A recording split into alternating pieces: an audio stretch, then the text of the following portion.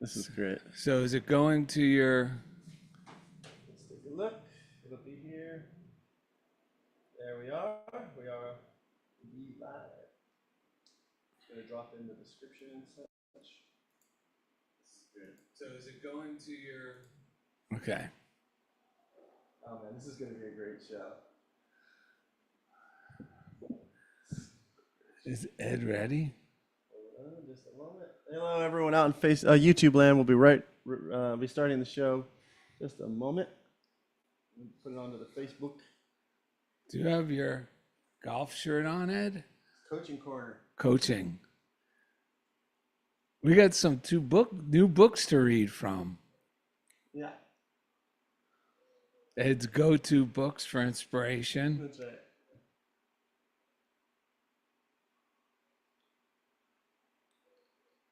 Riding through the desert on a horse with no legs. Oh, audio. Oh, sorry. Let me just mute this.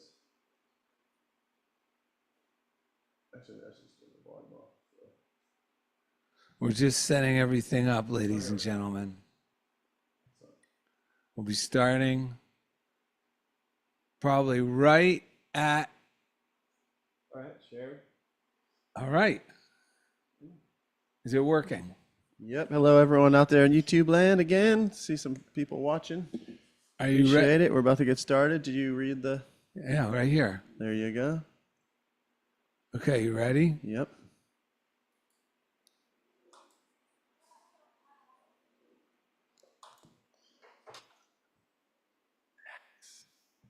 Okay. Welcome to The Funniest Thing, Oh, yes. where each week we share stories about how stepping out boldly always leads to better than expected outcomes. That's right. That's right. I'm Darrell, I'm Ed. and we're broadcasting live from middle school studios in beautiful downtown Culver City, the heart of Screenland. That's right. And today, what are we going to share with the people, Darrell? Their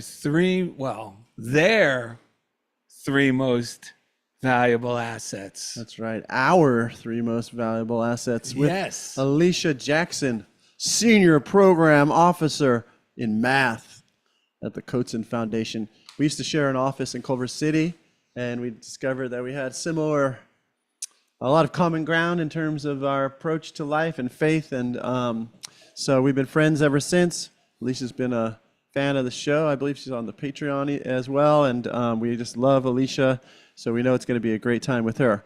So your three most valuable assets. Three of your most valuable assets are your inherent spiritual powers of faith, appreciation, and grace. And all three are verbs. Verbs of mind action that bring about blessings and create miracles. When working towards a goal, the space between beginnings and endings can feel lonely and long. When you get started, you feel filled with optimism and zeal. We know that. When you're getting started, you feel filled with optimism and zeal. When you reach completion, you feel satisfied and proud. Between those two poles is when it's necessary to actively trust that God is at work on the unseen plane. Appreciation is a great way to activate this trust. Appreciation of what already is and appreciation that God is active in all your affairs is your secret to success. God helps those who help themselves to his help by believing in it. Yep. Grace means the goodness of God is being made manifest, blessing you beyond your efforts and sparing you the worst efforts of your missteps. Don't worry about how your good will come about. Just live in the joyful expectation that it will come about. On this episode, Darrell and Ed discuss how to keep your three most valuable assets ignited. And during the second segment, today's special guest, Alicia Jackson, encourages listeners to enthusiastically utilize their powers of faith, appreciation, and grace. And today's reading is Accept the Best. That's a Joyce Kramer. So, are we going to kick things off with thanking our viewers? Yeah, sure. Okay. We'll thank the Patreon contributors. Oh, yeah, we had an announcement about that, thanks to Rhonda Barnes. Yeah, we discovered that one or a few of our episodes were getting put out there with commercials. Mm-hmm. So, and we didn't know this, unbeknownst to Darrell and Ed. Yeah, we've been going on and on about how you guys help keep it commercial Commercial free free. because we had actually applied to just see if we wanted to put commercials in it at one point, and we were denied that for some reason. Like we didn't qualify, and But then we somehow, decided, then we decided, thank goodness, because we really don't want commercials. This was a couple of years ago. yeah, that's right. And then somehow they kind of autos got switched on, and thanks to Rhonda Barnes, who was the canary in the coal mine, she said, "This thing's unlistenable." Yeah, And, which is true. yeah. When you hear commercials come on the show, on know. any show I listen to, I have to try to fast forward past it, and then I fast forward too far. yes, exactly. There's a whole And they're always extremely loud compared. The volume is significantly higher as compared to Yes. the actual show. So we thank you, Rhonda Barnes, for letting us know, because we got to the bottom of it, and Right. we are guaranteed 100% commercial free thanks to your Patreon contributions. Yeah. Lynn Beach said, "Happy belated birthday to us from the Patreon. I love the idea of sharing your day." Just talking about when you're having a birthday, the best way to go about it is just oftentimes just live the day you normally enjoy living. But everywhere you go, when you share it with them, that it's your birthday, and say, "Yeah, this is my party. Welcome to it." Everyone else gets so excited to celebrate that it just makes the world a more joyful place. So if you're not into celebrating birthdays, you can think of it as a way to bless others and turn the light on in the world. So don't be stingy. Funniest thing, if you want to send us something at the Funniest Thing P.O. Box, it's Funniest Thing, P.O. Box 1312, Culver City, California, 90232. We got a cool postcard from Kirky. And We love getting mail. If you hold that up closer, they could see whose faces are on that. Yeah. It's Darrell and Ed. Namaste. Wee. yeah, and if you're on YouTube, you can see the postcard. He said, "Gentlemen, the beginning of love is to let those we love be perfectly themselves and not to twist them into fit our own image. Otherwise, we love only the reflection of ourselves we find in them." And that's from Thomas Merton. And he says, "Amen and hallelujah." And so thank you, Kirk. If you want to send us something, please do. We love getting mail in the P.O. Box. Thank our chief engineer, Jeff Comfort. And send him love, prosperity. There's a couple things happened in his house, got flooded while he was away in the basement. So he had to invest in the clearing of that, something with his car. Just like a couple things in the same week. So we're blessing him and knowing that the good is flowing in. Just like the flood. Yes. Now it's a time Now for a his flood of basement's going to be prosperity. flooded with prosperity. Yes, yes. We love you, Jeff. And each week he takes us Right into the comfort zone. We have 3 breaths Ed came up with Yes. this morning. Okay, I mean, this is the basis really for, the description's all about when you're moving towards new in your life, stepping out boldly. There can be a part in between the initial excitement. Yeah. And then usually what can happen is, if we're not mindful, meaning if we're not, that's why these are verbs. That's why we got to make it clear, because a lot of the time people think faith, appreciation, grace. They've heard these words so much, us included, have heard these words so much, Right. that they kind of lose their oomph. Right. Or they can be also seen as nouns, these traits that exist, you know what I mean? Somehow in a self-contained idea. I get that, yeah. But we're saying these are verbs because they are verbs of mind action. Mm-hmm. And that means faith as joyfully expectation or joyous expectancy. Yep. And appreciation of actually feeling enthusiastically grateful for what you already have and what you're hoping to achieve or receive. And grace is knowing that God is on your side, that everything is working in divine order. And if you make a mistake, you're not going to be severely punished.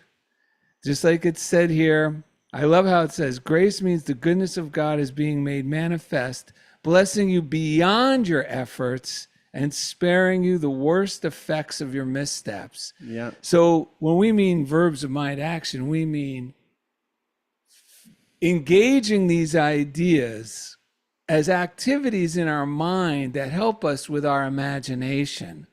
So when we think of the goals and we get stuck, or usually the falling off period, this is usually what happens for most of us, I think. We get an exciting idea of something we'd like to do, be, have, become. Right. Or move or try stepping out or applying for something, a new position. And we get really hopped up. It feels so good. And then all of a sudden, this other voice starts to creep in and goes, I don't know. Well, that's not the voice to listen to at that moment. And that's where faith has to come in and go, no, I don't need to listen to that.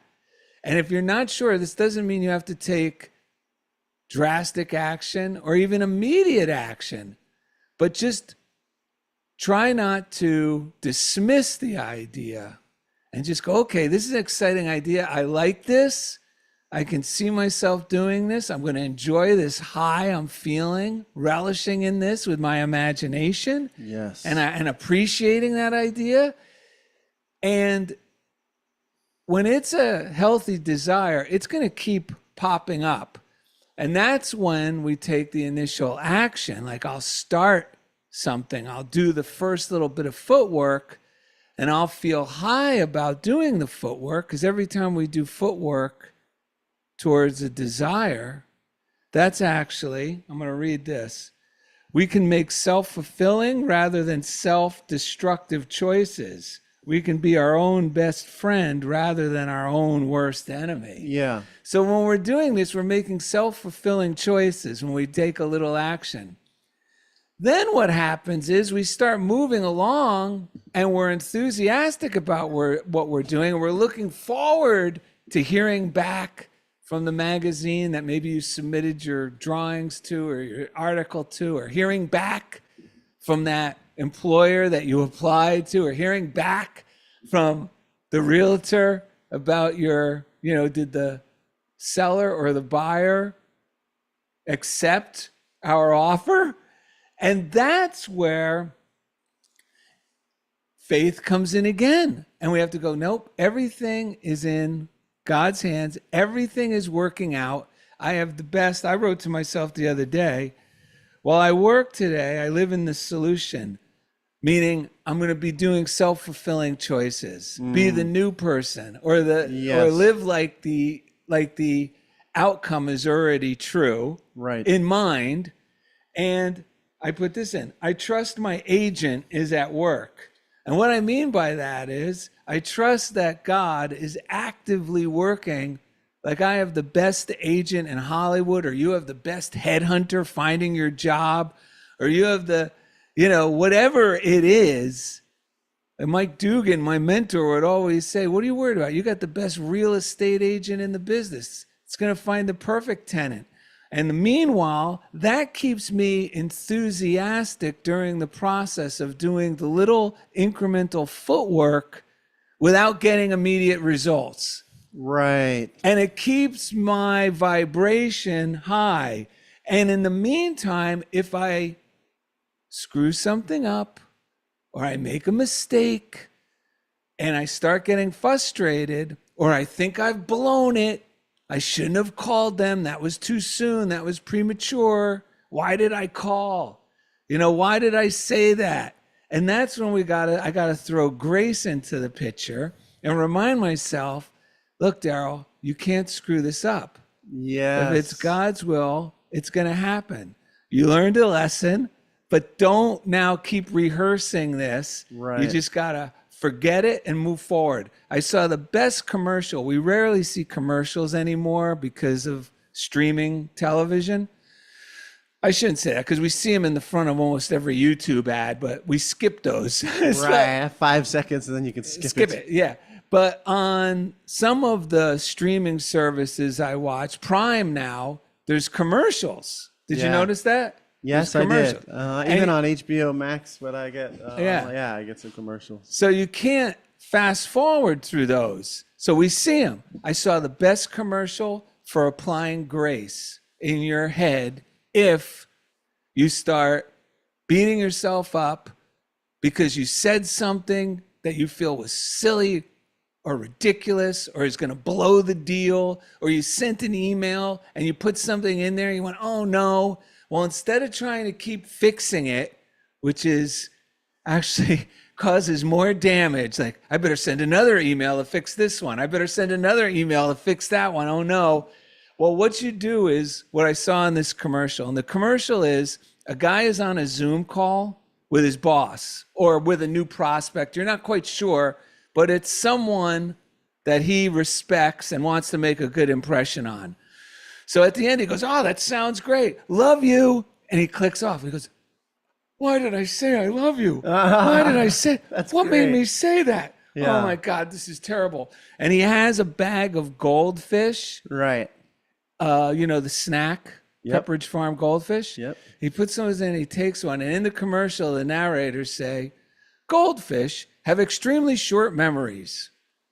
Be a goldfish. Yeah. And he felt, and in his mind, as soon as he's eating it, it's forgotten. It's forgotten. And that is ultimate self-forgiveness.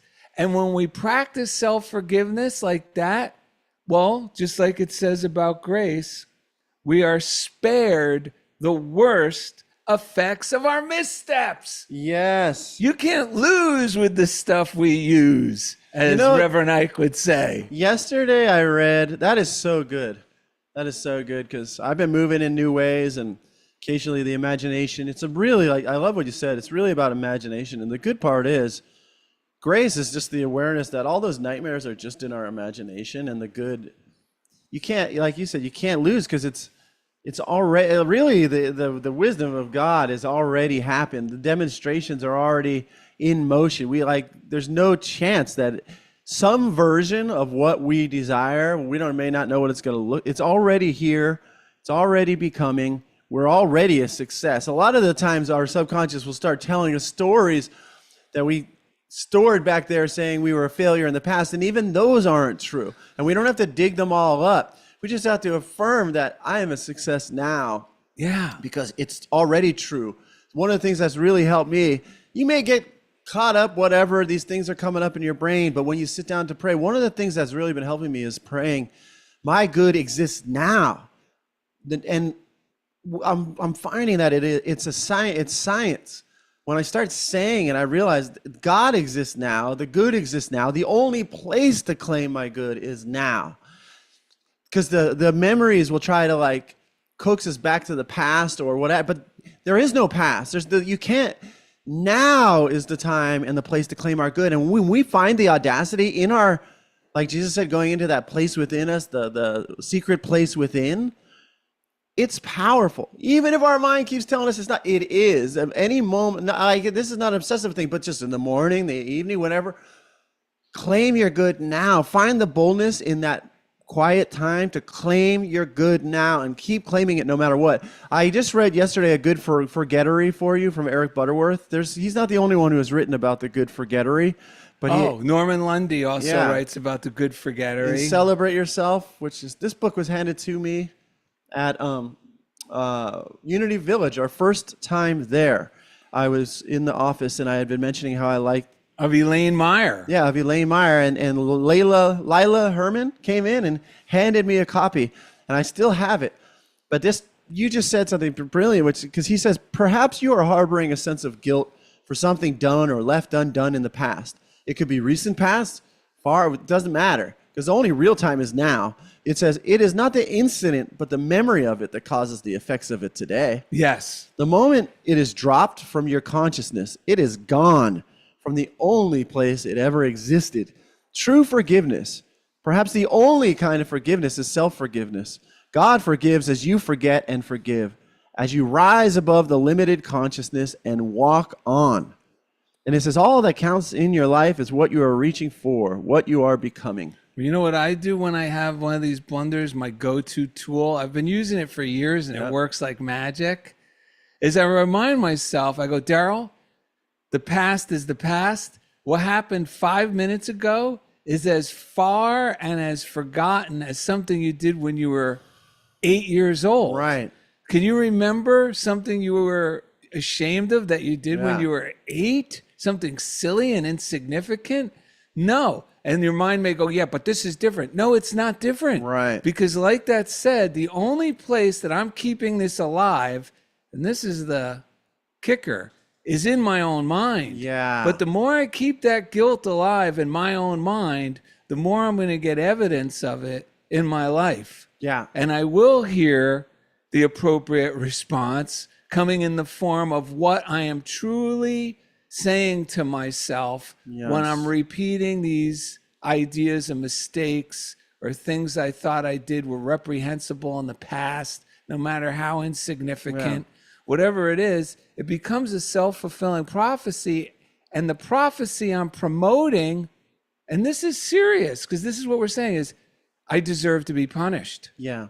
And you don't deserve to be punished. Yep. You deserve to move on, learn and move on. That's why also we have to understand that's all my imagination. Yes. Our imagination is an important part of our lives. When I was young, I had such a big imagination. I feared that I didn't have an imagination. Like, that's how powerful an imagination. Our imagination is so powerful that we can imagine that we're not even using it and not realize we're using it to imagine everything. It's so important to recognize that, and that taking responsibility for our imagination and what we're imagining and what we're consenting to, like you said, because sometimes if you've been thinking something a long time, your imagination's going to tell you you can't do it any other way. And you can, but you just got to practice what Darrell's saying, like in the moment, affirming, yes, I can. I know that right now, as I claim my good, it has to come forth because it's the only reality. We just have to some of us have to practice using our voice in the now, but it won't take long. You start to realize that it works. I would say last night Darrell's been giving me the nudge, no more ruminating and digging. And so, because in the past I got a degree in spiritual psychology, or my like high-paced mind would kind of like, don't worry, Ed, I'll figure all this out. And then I didn't realize it's like, who's the Will Rogers? If you find yourself in a hole, stop digging. Yeah, I didn't realize that was just more digging into the hole that I was imagining myself being in. So thanks to Darrell, keep nudging me. Last night, we got a great text from Rod Schweitzer, who's actually listening and watching from Mexico right now. So hello, Rod. He's going to be speaking Spanish soon once he gets his new teeth down there. That's right. He was he was leaving Mexico, or he was at the border. He saw a casino, had like $20 in his pocket, walked in. This guy's into martial arts and stuff, and he saw this big martial arts themed fancy, they'll have high-paying jackpot one. It's like shiny slot machine, and his first thought was, that's too shiny. Those things aren't. I'll go to this. Well, he was thinking those big showcase ones, which is the logical thing to think. Their odds are too high. Yeah. There's no chance in that. I'm going to go to a little ordinary, crappy little old lady slot machine, because there at least I'll have a chance. Yeah, so then he heard he lost 15 of his $20, and then he heard Fazzaro's voice going, wow, don't be cheap, Rod. Go to the one that excites you, not the one that's like safe or so that reason is telling you to go to the one that your heart got excited about. Yeah, so he said, F it, I'll go in there. He ended up walking out of there with $250 from the machine he initially wanted to go to. Yeah. This stuff's amazing. And I just want to say so he reminded me, because you got to just stay open to life so that you can be reminded of how amazing you are. rather than listening to the fear that's like, no, I better sit at home or I better do this. Play it You safe. got to keep finding ways to open up, because as soon as you remember who you are, all the fear disappears, all the illusion. So thanks to him, his text and him reminding me that of go with what excites you, I just at that moment got a text from my friend Dylan, who invited me to this book reading, and it was right, I could walk to it from my house. So I just said yes, even though there's a part of me that was like not fully thinking like that was what I wanted to do. I went. One thing led to another, and I was just, in the beginning, I felt kind of like, not fully open, and I thought, oh, all these people here they're so friendly, and they're so successful, and they're tan, and the funny part was all these people are being friendly to me. I'm getting introduced to them. Some reason I just kept blessing it like I've been doing, like Darrell, no digging into just no ruminating, just, oh, I got to go use the restroom. On the way there, I started talking to one of these women that was milling about or whatever. And all of a sudden, like, oh yeah, I remember who I am. I'm friendly too. I'm happy too.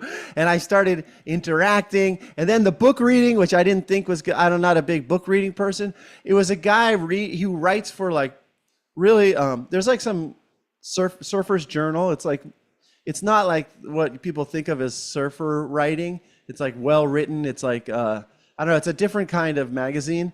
It's really well made. It's not those guys that throw rocks at people. No, they don't throw. Yeah, exactly. It's not always my cup of tea either, but I've read enough surf media. I'm sitting there, and all of a sudden I'm like, I have this moment like, wait, these are actually written by people?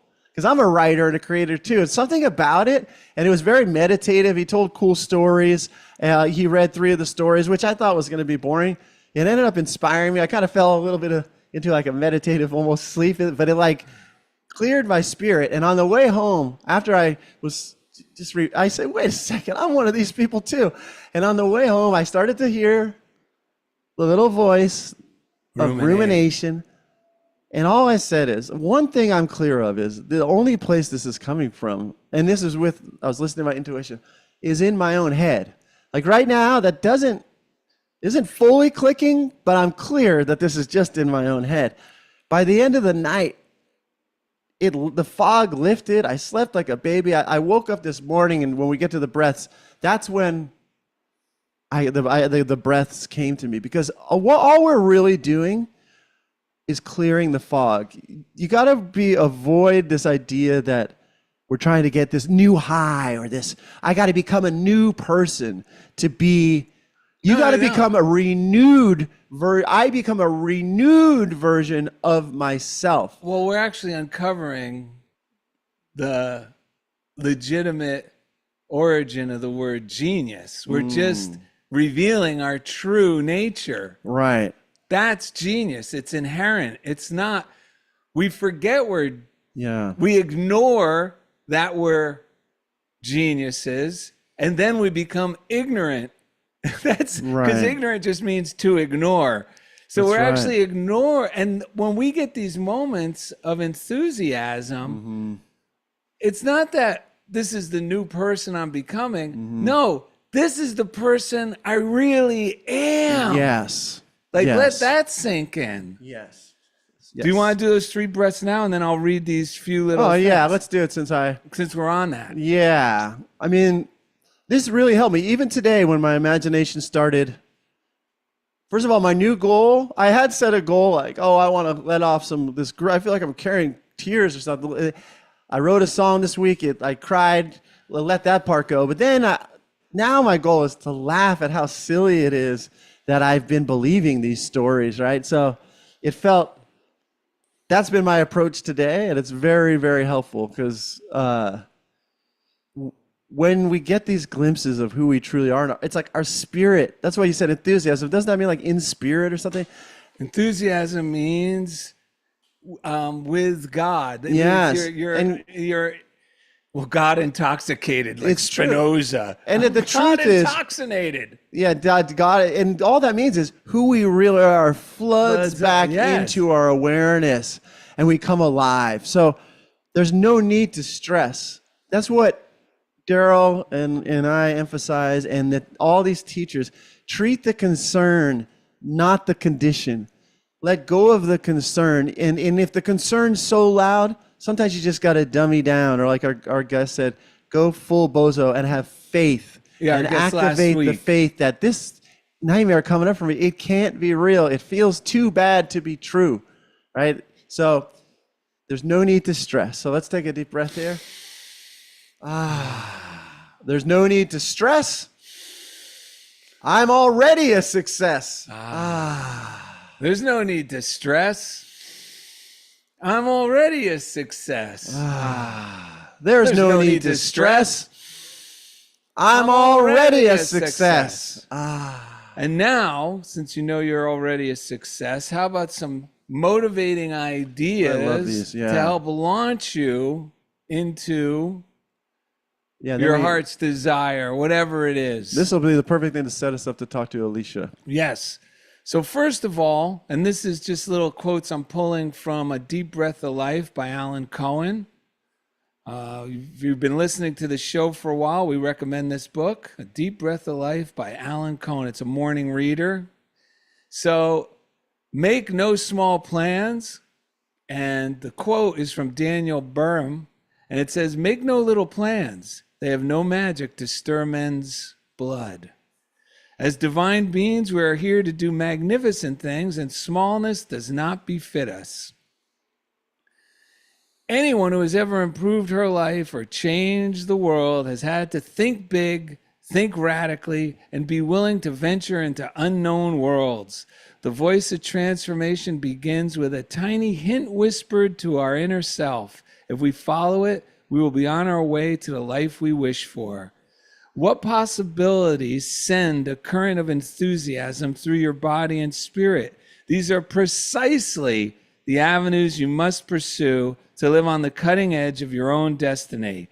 And then the affirmation is a great little reminder if you have doubt about doing the new little piece of footwork that's in front of you. I can do great things because a great source guides and supports me. And another thing to keep in mind during this process is let it be easy. And this is another reading from the same book. Life was never meant to be a struggle. That's by Stuart Wilde. And here's a good little test you could give yourself when you have to make a choice, whether it's self-fulfilling or self-destructive, like I said at the top of the show.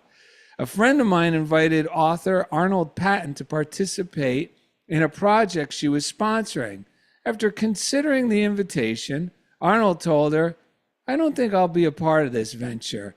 When I try the idea on for size, it feels like a struggle for me. My life is about ease. And this is a reminder that when you proceed from joy rather than rote obligation, you will have so much more creative energy and health that you will be infinitely more powerful to manifest the life you choose and serve others in the process. And that word manifestation, it's been beaten into our brains over the last 10 years or so. I'm all about manifestation. Well, manifestation sometimes puts an air of, I got to use more willpower to make it happen. And this morning when I was cleaning the art studio to set up for the show, I have this oak drafting table. I'm looking at it right now. And when I was setting the studio up, I was saying, what would be good in here for me to use as a drawing table? And I thought, man, it'd be great to get one of those old drafting tables, these old oak ones like we had when I went to school at Newark School of Fine and Industrial Art. And they're made for drafting. The lid goes up and down. And so just for fun, I looked online to see if anyone was, used. And they're upwards of $500. And I'm going, well, I'm worth it. But the thing is this, I threw it in my God box to make it easy, easy to pick up because, you got to have a truck to transport the thing. It's not really that small. And I threw it in the God box and let it go. And then within 3 or 4 weeks, less than a month, our friend Steven Sidlow is driving on Washington Boulevard right by, and only driving there because we were going to go eat nearby at Cafe Brazil. And what's out on the side of the road? One of these oak drafting desks. That's what it is, a drafting desk. It's not just the table. It's got drawers. And it's out there for free. Someone was getting rid of it. And that's when my mind keys in on this. I think about this a lot. Is it premonition or magnetism? You know, it takes the willpower out of the way manifestation has been preached. You know, when you watch these coaches online, they tend to err on the side of it's more mental pressure, right, which just puts your foot on the hose of your magnetism. But I go, why not lean in more that these desires, because this is what Emily Cady said, that a desire is actually God knocking at the heart, in your heart, of what is truly for you. So don't think, oh, this is going to be too difficult. No, look at it as a coming attraction. And then it takes the pressure off me. When I think of it, it takes the pressure off. What helps take the pressure off? Put your desire in your God box. We've talked about God boxes many times on this show. You know, a little shoebox, cigar box where you write down. You know, like I wrote down, a drafting desk. Easy, effortless, you know, great price, delivered easily, and just threw it in in my God box. And let the premonition or the coming attractions deliver it. Because as I look back to all the good things in my life that I did have a desire for, that did happen, they happened as if it was a premonition, more than a manifestation. It manifested, meaning it came about to be a reality. But when we start putting pressure that I have to manifest, or I'm all about manifest, the hardest part of all of this is keeping willpower going in the direction it's meant for, which wasn't for heavy lifting. My willpower is just enough energy for me to turn my mind away from trying to make it happen and trust with faith that God is doing all the heavy lifting. Yep. Yeah, you're so true, because it's in the letting it happen. Yeah. I mean, you really inspired me yesterday to let some things happen, let go of this. I had an inspired idea, but it turned into self-will, and you're like, your voice does not sound good right now. I wouldn't do it. I was so glad I did, because right when I let that idea go, that book signing came up. The real answer came by letting go. And that, I was going to say, the last thing is, it's really about, there's a moment of stepping into the unknown when we live this way. And in that moment, it's really not a long time, but that's where fear taps us on the shoulder, because it's unknown, and will start to tell us it knows what it is, it knows who we are, it knows, and it's a lie. And we got to get good at sometimes being loving, like, I hear you're scared. Don't worry, I have faith, I have feeling, I know it's going to work. Sometimes it's like, nope, I don't need to hear that right now. Thank you very much, like affirm. But using our voice, like you said, as an act of will to become willing to get in, to let it happen, is a skill that we can all just keep practicing. Darrell and I continue to practice it in new ways, but it's so worth it. You can't lose with the stuff we use, to quote Reverend Ike, and that's the good news. Coming up next, our guest, today's special guest, Alicia Jackson, encourages listeners to enthusiastically utilize their powers of faith, appreciation, and grace. Today's reading is Accept the Best. Thank you for listening to Funniest Thing with Darrell and Ed, live from Middle School Studios in beautiful downtown Culver City, the heart of Screenland. All right. I'll be right back. Hey, Lois out there, thank you for tuning into the YouTube from San Andreas. Sounds like you had a great week being the music lady in your Bible study class. That's awesome. And like I said, Rod's out there in Mexico listening and watching. Thank you. And we're going to bring in our guest, Alicia, our friend, who we're very excited. Hey. Well, Hello. If you need to use the restroom right now, we're just going to take like another minute or anything you need, and then we'll officially start the action. I'm just hanging out doing crowd work while. How you feeling? You feel good over there?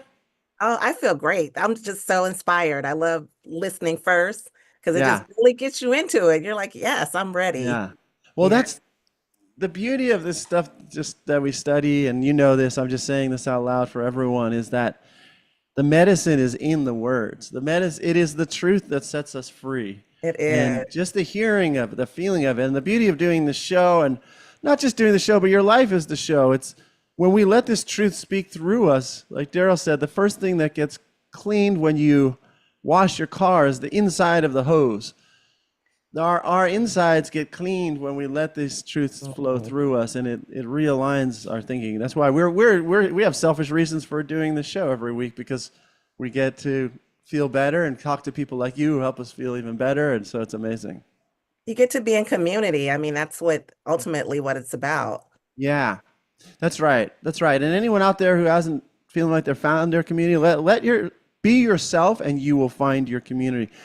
Your real community is where you are yourself and feel yourself the most. Because I fooled myself in the past, and there's some communities that'll sell you on them being, they're selling you stuff. And the real community, it's there. Sometimes we just have to open our eyes and be ourselves and step out boldly and stumble into it. All right, I'll be right back. Is Alicia excited? She is very excited, Darrell. Good. Very excited. I'm excited because now I get to listen to somebody else instead of myself. Well, you sound great. I hope you hear some what you got to say. Oh my goodness. Well, it takes one to know one means you must understand the work it takes.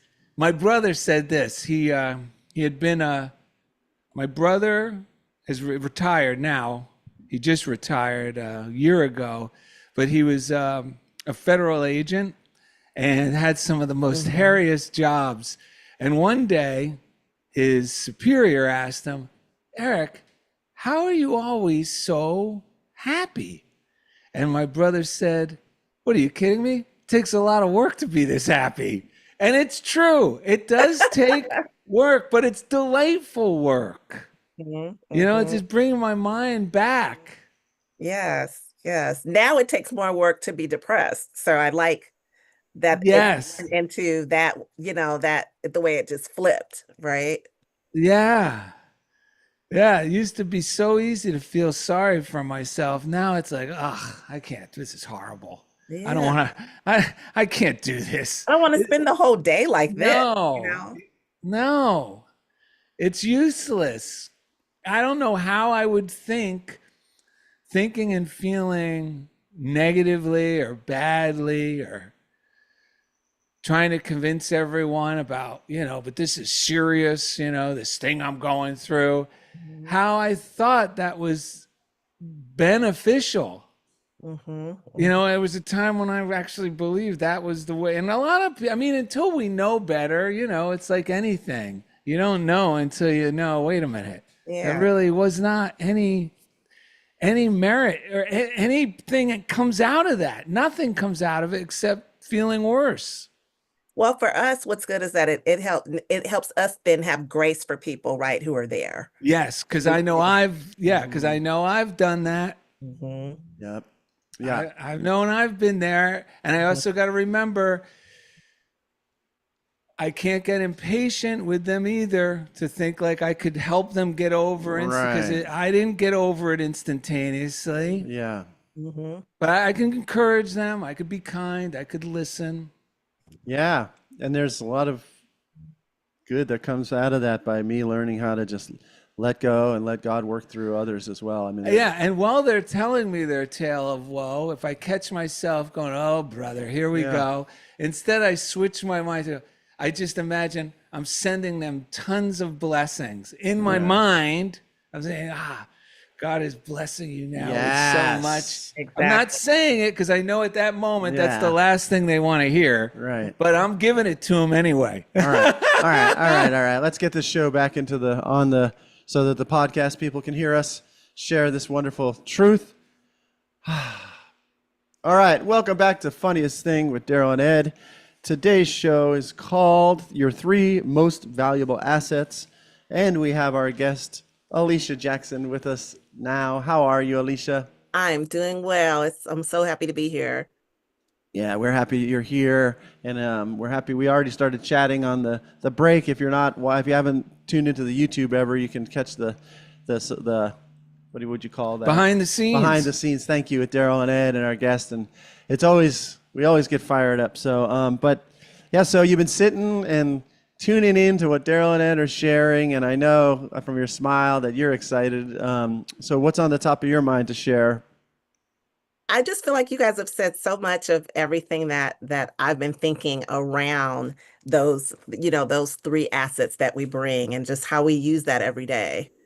And it's just it takes me to the reading today by Joyce Kramer as well. Mm, And that the reading starts, it says, I accept only that which adds good to me and to my world. mm, And it goes on to say, are the following words descriptive of you today? Energetic, enthusiastic, happy, alert, interesting. Are they characteristic of your life? If so, you are a joy to be around. Your life gives a plus quality to everyone you meet. But if not, then how about such descriptive words as dull, lazy, boring, tired, or sad? To show forth these negative qualities is to deny the wonderful God potential that is within you. Watch yourself today, not only in your words and actions, but your thoughts and feelings as well. Be that energetic, enthusiastic, happy, alert, and interesting child of God you are created to be. You'll have a fun day. Never flag in zeal, be aglow with the Spirit and serve the Lord. And that's Romans 12:11. I like the reading, but it makes me feel like I don't want people to feel like also if you're experiencing those other words, some of that might be just a mindset shift for you. You might think you're dull, but you may not be, right? So mhm, it's really getting out of your way, like you said, that mindset. And it's also okay to feel all of your feelings, but do you need to live there the whole time? mhm. Yeah. Oh, you just reminded me of something. I'm glad you said that. Years ago, someone helped me with this, and it helps me still to this day by saying emotions or feelings, our feelings aren't facts, they're indicators. They're like little lights on a dashboard of your car of the direction my thoughts are going. Yes, yes. Yes, and to be alert and To to be, yeah. pay attention to that, right? Yeah, which goes to what you said. Then I have the choice to, okay, I see what I'm thinking here. Sometimes we're thinking, but we're not consciously really taking heed to what I'm thinking. Like when I'm driving, all of Hmm. a sudden I wake up and I go, what the heck was I just thinking? It's like, no wonder I'm feeling like this. I've been telling myself, I'm going to get there late. They're going to be disappointed in me. I'm not going to look good. And I go, whoa, stop, stop, stop. That's why you're feeling anxious. That's why you're getting frustrated at the other drivers. It's not the other driver. And just, I'll get there in divine order. I'm not going to be in any trouble. Everything's going to work out perfect. I'm going to find the perfect spot at the right time. And sure enough, as soon as we do this, and this is where words are scientifically powerful. It's not just, nice people like Darrell and Ed and Alicia trying to convince us, because it does make sense. The words we use do affect our moods. No, we're saying it really does transform our reality, because every time I do this, it's like the seas part in the traffic. It's like traffic changes. All of a sudden, I'm in a whole different world.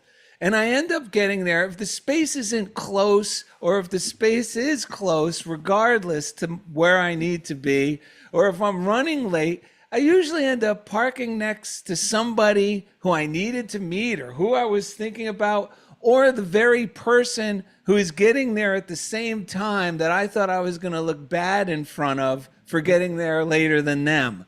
So just be mindful of that, folks, because That's what makes my life thrilling today, is being aware of how effective the things we say to ourselves about ourselves, the reality it creates in our life. And I think that's when you have to really apply the three assets you're talking about today, right? As thinking about your faith and what you believe. And it's, it makes me think of, I can't remember the scripture. I think it's in Romans where it's all good, all things are working for my good because of my relationship with God. That's my paraphrase, Mhm. but knowing, having that faith and believing that, so knowing that, so regardless of the feelings, your faith, that you are meant, you are worthy, you are loved, all things are meant for your good. So knowing that already can take you out of your feelings, right? And then having that appreciation, like I feel like I try to appreciate everything all the time, people, experiences, what I'm seeing around me, knowing that it's unique every day. So walking in that space of appreciating everything that's around you also can get you out of that space, right? And then that whole idea of grace, like the combination of the grace that God gives you. And I also try to give everyone else grace so that people can show up authentically, right? So a lot of my work deals with not only math, but coaching people into being vulnerable, because you're asking a teacher, you're asking someone to do something in front of you. I'm a stranger when I first meet someone, so you're asking someone to take their guard down. So them to show up, whatever that looks like, and engaging with them and not being judgmental, right? Because it's already hard to meet a stranger, right? Right. So I'm just happy that they're able to allow me in that space with them, and I really want them to know I'm there for them.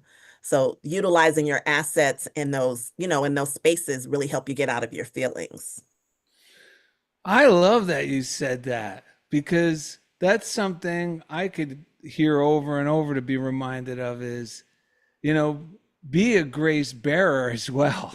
Don't just be, written. Well, it's nice to realize that we're under grace, that you're under grace to get out of those ideas, but that's also another way of engaging these three powerful assets, is to, instead of getting frustrated with somebody else or expecting more of them, because you can do something, you think everyone else, you assume they're going to be able to do it, or you're forgetting, or I'm forgetting to put myself in their shoes. Like if I was on the spot in meeting someone new and being asked to perform something, anything, I wouldn't be so graceful at it either.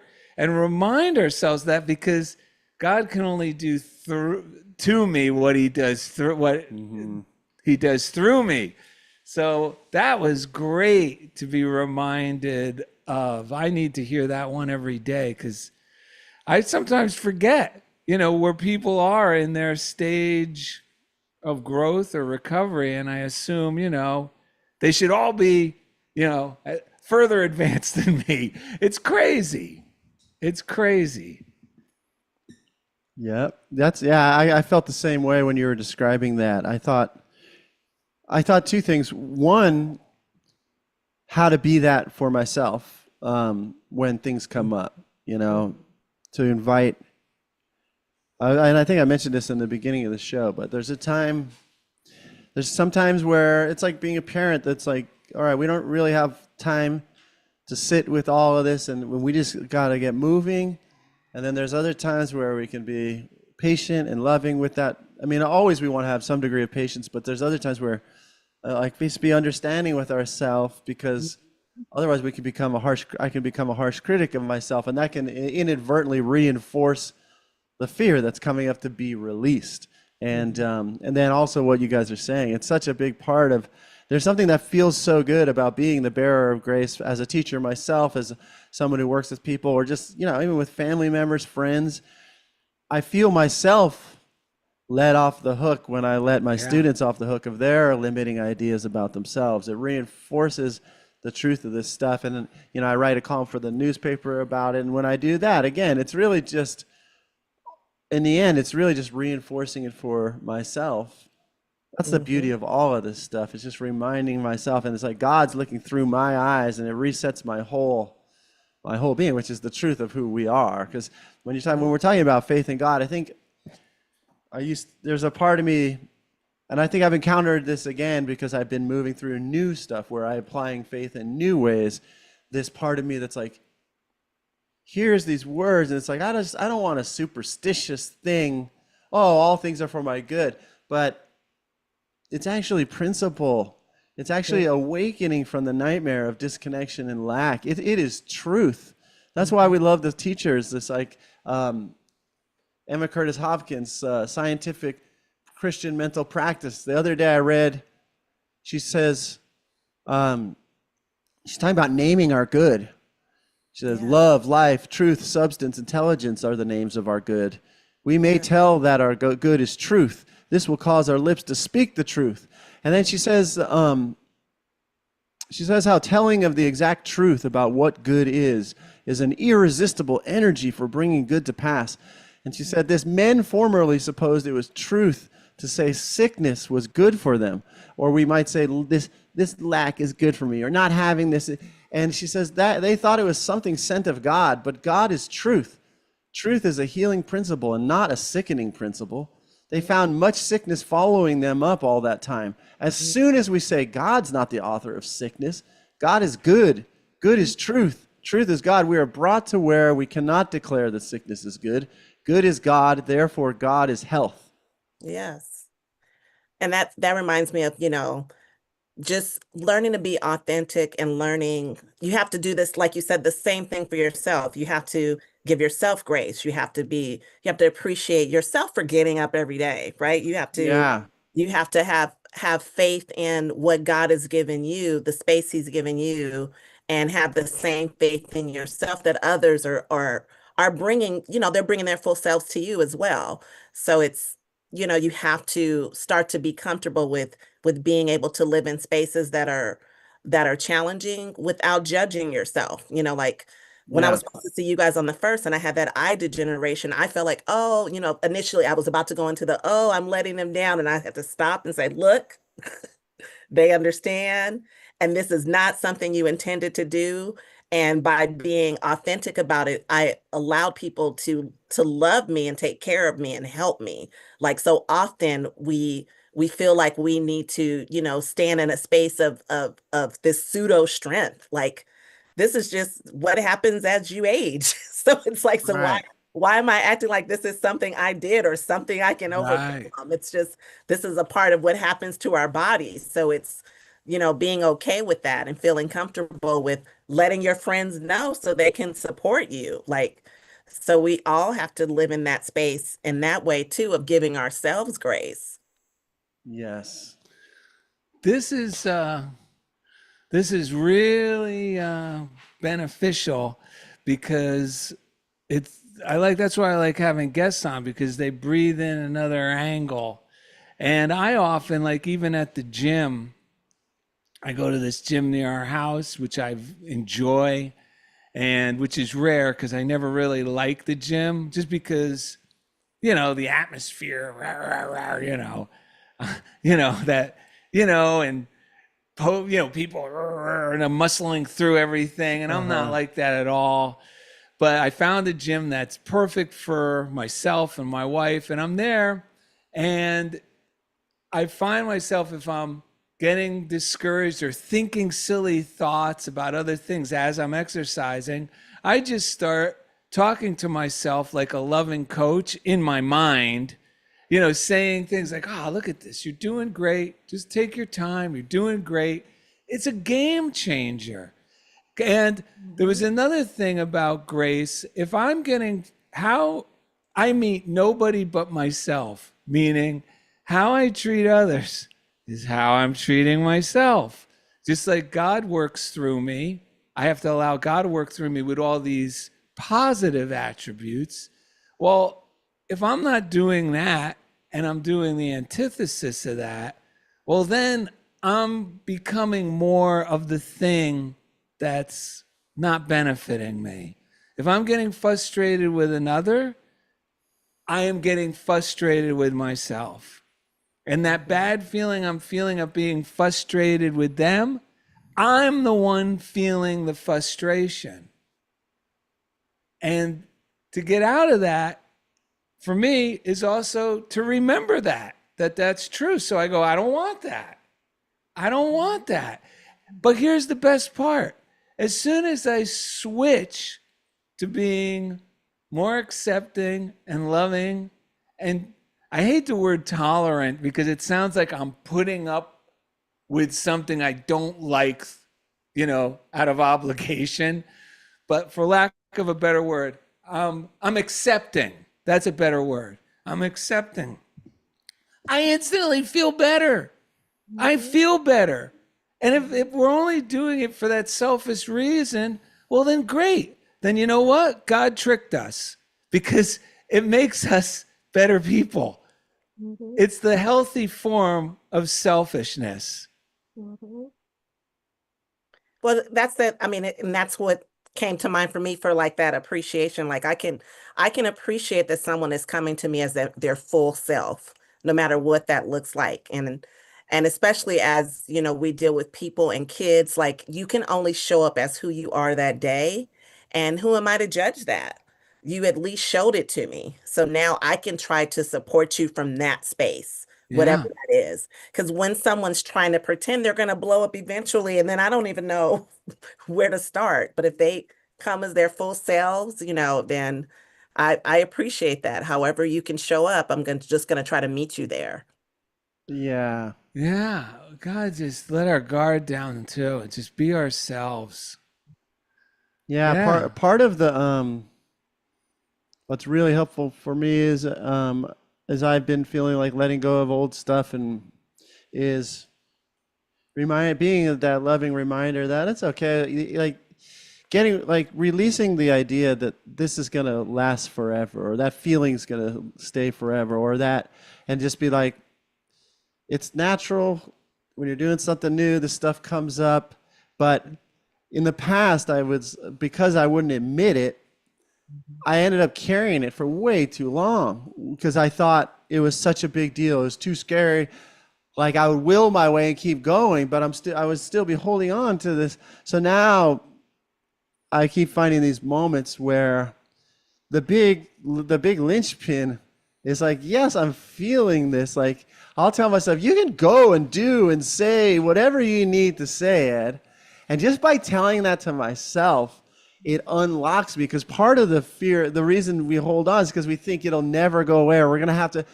So like I think I made a note of this because on my way over here, I was reminding myself, I was like, Ed, you may be feeling disconnected from yourself in certain ways right now, but we don't have to make a plan of how are we going to live with this for the rest of our lives.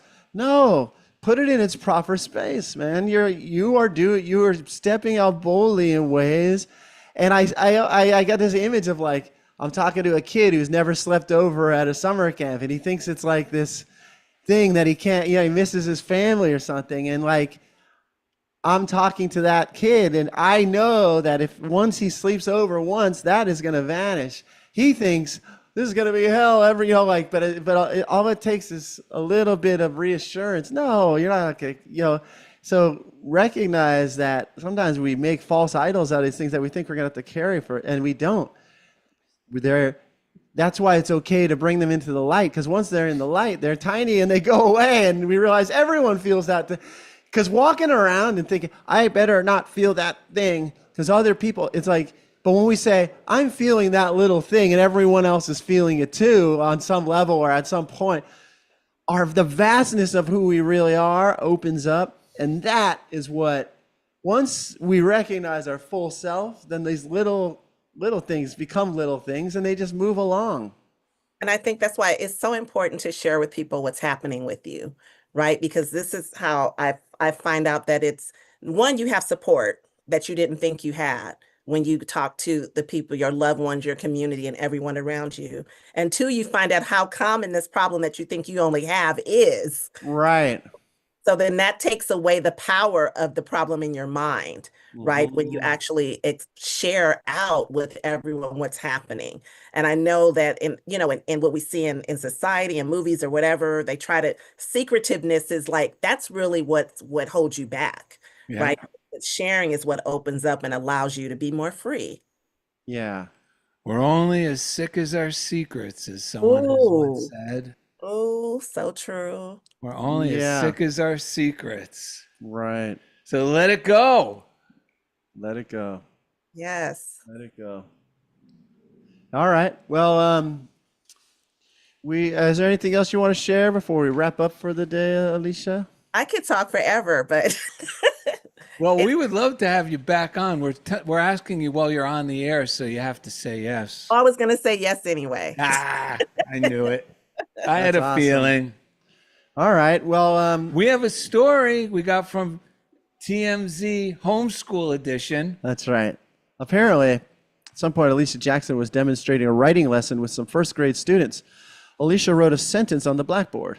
I haven't had no fun all summer. Alicia then asked the class. So what must I do to correct that? Alicia gave the kids a moment to think and then called on little Johnny. Maybe find a boyfriend?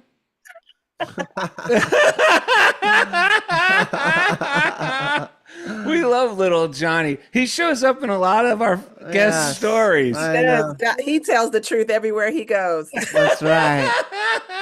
Well, we want to thank you for being a part of Funniest Thing with Darrell and Ed.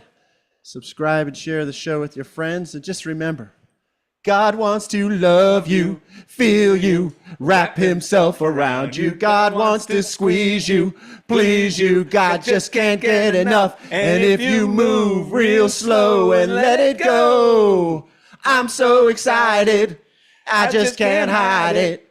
I'm about to let it go and I think I like it. I'm so excited and I just can't hide it. And I know God wants you, wants you. Thank you very much. Alicia, we Alicia, love we you. love you. Thank Thank you so you. much. Okay, bye-bye.